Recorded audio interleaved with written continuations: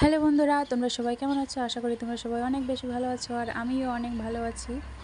আর এই যে দেখো, আমাদের পেঁপে গাছটা কত সুন্দর পেঁপে হয়েছে। আমি এখন ছাদের উপরে আছি, সকালবেলা 6:30 এখন। আর কালকে রাত্রে আমি কি করেছিলাম জানো? রাতের বেলায় আমাদের আলু ভাতে দেওয়া হবে, তাই আলু ভাতে দেওয়ার কথা, কিন্তু আমি আলু ভাতে দিয়েছি, কিন্তু ভাতের ভিতরে আমি আলুটা দেইনি আর আলু ভাতে দিয়েছি। তারপরে খাওয়ার সময় গিয়ে মনে পড়েছে, তাই তো আমি তোর ভিতরে আলু ভাতে দেইনি। প্রত্যাশার জন্য একটা ডিম দিয়েছিলাম, প্রত্যাশা তাই দিয়ে খেয়েছিল, আর অনেক কিছু ছিল সকালবেলায়, তাইগুলোই খাওয়া হয়েছিল। আর এই যে দেখো, এখন বড়া ভাজছিলাম, কালকের ভিডিও এগুলো।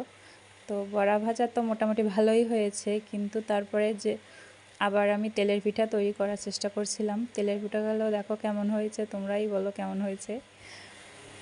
আমার শাশুড়ি মা বলেছে ধাবড়া হয়েছে আর ডিম ভাজা। এই যে, তাই খাওয়ার পরে আমি খুবই অসুস্থ বোধ করছিলাম। আর প্রত্যাশা বড়াগুলো ভালো খেয়েছে, পিঠাটা তেমন খায়নি। পিঠাটা কেমন হয়েছে ভগবানই জানে, প্রচুর মিষ্টি হয়েছিল খেতে। আর এটা হলো আজকে রান্না করেছি রাতের বেলা। তো গুড নাইট, বাই বাই।